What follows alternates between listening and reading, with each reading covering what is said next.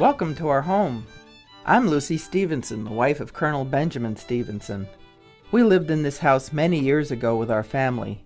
It is my pleasure to share some of our memories with you.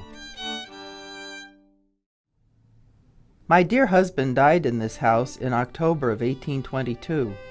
We had lived in our beautiful new home for only 9 months when sickness took him from us. During my time of mourning, I felt deeply saddened, but also thankful for our more than 20 years together. Our family, Ben, myself, and our children Julia, James, and Elvira, still a babe in arms, came to Illinois from Kentucky in 1809. Illinois had just become a separate territory of the United States. Federal surveyors had started making township and section lines in 1810. Being a young family, we came seeking our fortune. Our first home was near Kaskaskia, the territorial capital of Illinois. At that time, Ben was appointed sheriff of Randolph County. Our fourth child, a son, named Ben for his father, was born there in 1812. During the War of 1812, my husband served as an officer in the Illinois Territorial Militia, commanded by our close friend Ninian Edwards, the governor of the Illinois Territory. In order to protect area settlers from hostile Indians allied with the British, Governor Edwards built Fort Russell near Edwardsville. Governor Edwards saw to the appointment of my husband as major in the militia. Ben was so proud of this. He was honored to be part of the governor's staff at the fort, and he worked hard at this posting. Later in the war, our dear friend commissioned him a colonel, a title he proudly kept the remainder of his life. At times, the fort was manned by over 500 men from several companies. Most of the militiamen came from southern Illinois, farmers mainly, with a sprinkling of businessmen like my husband. Some women accompanied the militia while they were serving at the fort. These women served as cooks and laundresses for the men. I stayed at home in Kaskaskia with our children, all of us eagerly waiting for travelers to bring news of the war. Benjamin served honorably, and, thankfully, he saw little fighting.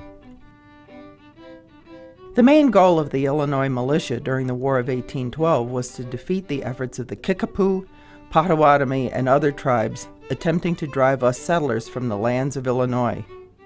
In a futile effort to keep their homes and fields, these Indians had sided with the British. Indian lands included the area around Edwardsville. British traders had promised the Indians that under a British government in the Illinois country they could keep their land. When the War of 1812 ended, the British abandoned their Indian allies and the promises made to them. Eventually, my husband and Auguste Chateau were the principal negotiators of the Treaty of Edwardsville of 1819.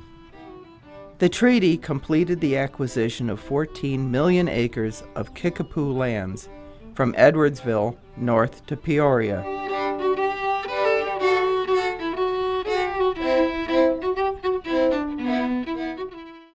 In 1814, Ben was appointed by Governor Edwards to an unexpired term as a territorial representative to the U.S. Congress in Washington City.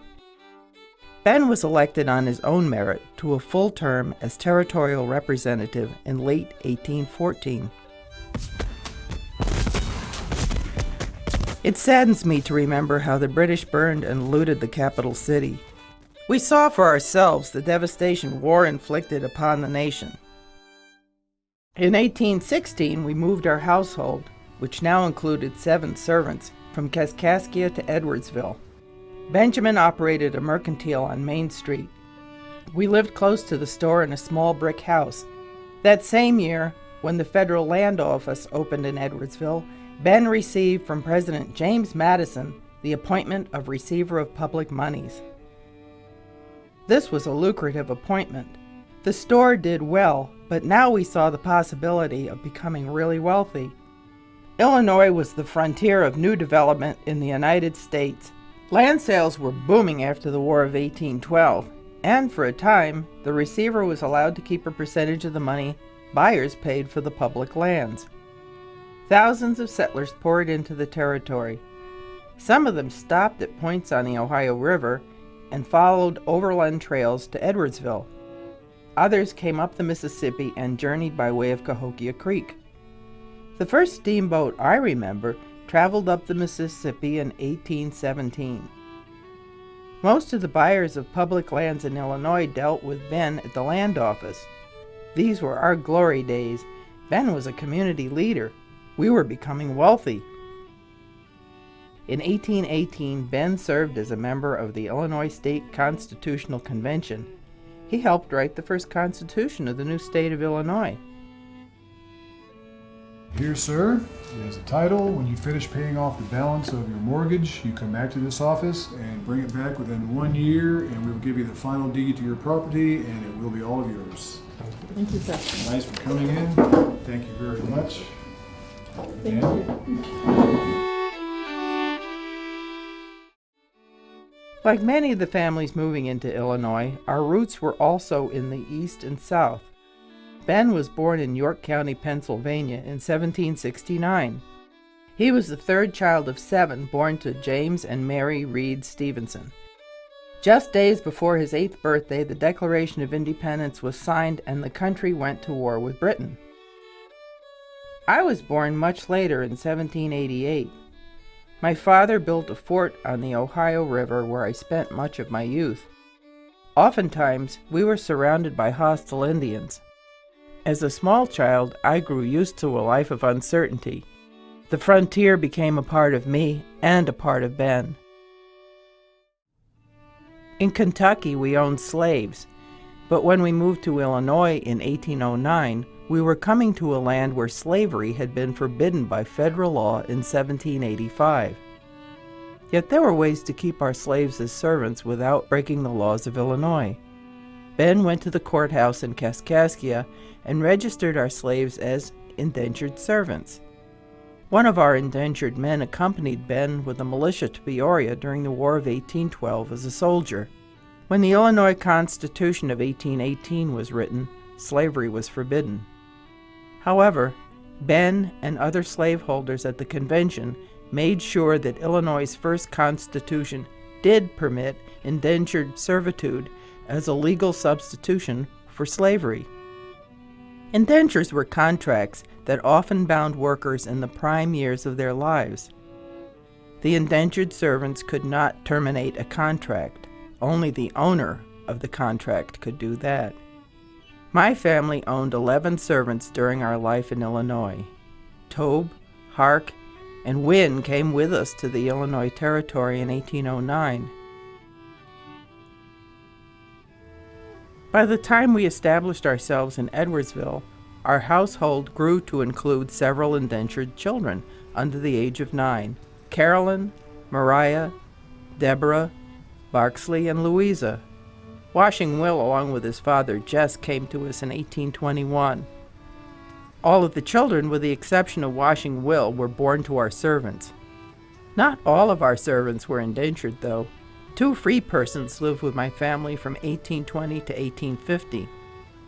I can't say whether I agree with the idea of slavery or not. It was a part of my way of life, and I had never known any other way. In 1820, Ben and I planned and supervised the building of a stately home on our own 182-acre farm. Ben purchased the land from our closest neighbor, John Robinson. We wanted to build a 2-story brick home that would reflect our Southern heritage, a house that was not a log cabin like many of the homes in Edwardsville. Construction of our home was done by hand. All of the bricks used in the process were made here by our servants. Suitable clay, abundant in the area, was put into molds and then turned out for drying. Once sufficiently dried, the bricks were fired in a kiln before being used. The main floor walls were completed first. They were 3 bricks thick. Then on top of that, a second floor was added, using 2 courses. Finally, the roof was completed. Many of the boards used in our new home were 3 feet wide. Our lovely new home cost $570 to complete. We wanted the inside of the house to reflect the fashionable styles we had seen when we were in Washington City. In an effort to attract skilled craftsmen to the area, Ben placed ads in territorial newspapers extolling the virtues of Edwardsville. Young men like 19-year-old Daniel Tolman, who built our mantels and much of our wood trim, responded and opened the joinery on Main Street. Many of the craftsmen were trained in the East and came here seeking their fortune. Edwardsville was growing quickly in those days, and an enterprising man could easily build a comfortable future for himself and a family. Our house was completed in December of 1821. We, with our servants, moved in on December 15th. Life in Virginia and Kentucky had prepared me for the work of managing a frontier home. Many of the day-to-day household jobs, such as cooking in the kitchen, cleaning, caring for the livestock, and food storage, were performed by our servants. Meat, mostly pork, we raised ourselves. It had to be slaughtered, smoked, and salted for winter. Many of the fruits and vegetables harvested on the farm were preserved by drying or pickling in the root cellar for winter.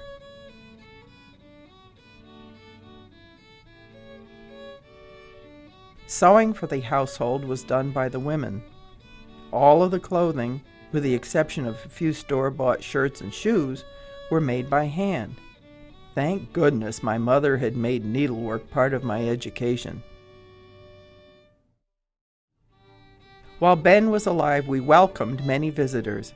We loved to sit and visit to hear news from other places and stories of their adventures traveling to Edwardsville.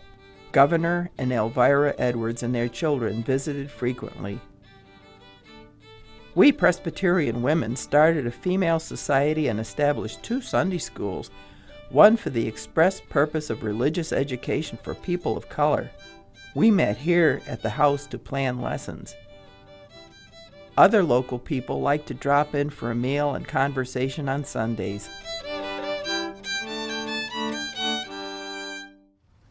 Each year, the citizens of Edwardsville celebrated our country's independence on the 4th of July. It was a major community event. Residents paraded through town and established a tradition of gathering for a reading of the Declaration of Independence. Orations by prominent citizens were also offered. The group would then proceed to an excellent dinner followed by toasts. Ben loved attending these patriotic and lively celebrations. He and most of the men in town celebrated this gathering every year. Our family contributed to the 4th of July feast by giving kettles of meat, jugs of cider, and candles for the party. In remembrance of my father, who served at Valley Forge, Ben would always toast the memory of General George Washington. The founder of our great country. Hip hip, huzzah! Hip hip, huzzah!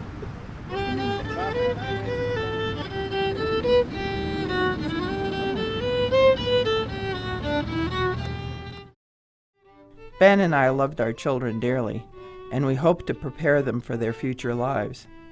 I taught them to read and write, and of course the girls to sew. Our daughters, Elvira and Julia, married men with some means. Both of our sons started as surveyors. James married well and entered politics.